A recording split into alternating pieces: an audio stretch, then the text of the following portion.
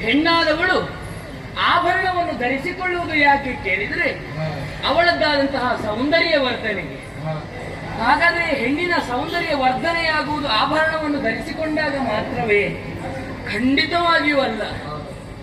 ಆಭರಣ ಎನ್ನುವುದು ಶೋಭೆಗೆ ಇರುವುದಾದರೂ ಧರಿಸಿಕೊಂಡವರು ಮನಸ್ಸಿನ ಶ್ರೀಮಂತಿಕೆ ಎಷ್ಟು ಎನ್ನುವುದು ಮತ್ತೆ ಪ್ರಶ್ನೆಯಾಗುವುದು.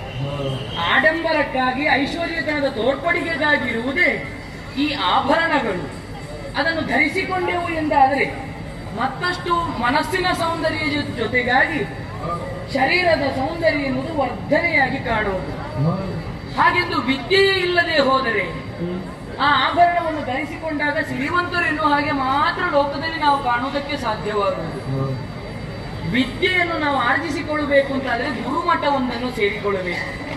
ಯೋಗ್ಯ ಗುರುಗಳ ಮಾರ್ಗದರ್ಶನವಾದಾಗ ನಮಗೆ ಆಭರಣ ಒಂದು ತಾನಾಗಿಯೇ ಒದಗಿ ಬರುತ್ತದೆ. ನಾವದನ್ನು ಯಾರಿಂದಲೋ ಪಡೆದುಕೊಳ್ಳಬೇಕಾಗಿಲ್ಲ, ವ್ಯವಹಾರದ ಮೂಲಕವಾಗಿ ಅದನ್ನು ಧರಿಸಿಕೊಳ್ಳಬೇಕಾಗಿಲ್ಲ. ವಿದ್ಯೆಗಿಂತ ದೊಡ್ಡ ಆಭರಣ ಬೇರೆ ಯಾವುದೆಂದು ಹೇಳಿ. ಹಾಗೆಂದು ಕೇವಲ ವಿದ್ಯೆ ಇದ್ರೆ ಸಾಕಾಗುವುದಿಲ್ಲಲ್ವೇ? ವಿದ್ಯೆಯೊಂದಿಗೆ ಗರ್ವವೊಂದು ಸೇರಿಕೊಂಡಾಗ ವಿದ್ಯೆ ಆರ್ಜಿಸಿಕೊಂಡದಕ್ಕೆ ಏನು ಬೆಲೆ ಬರುವುದು? ಯಾವ ಬೆಲೆಯೂ ಬರುವುದಿಲ್ಲ.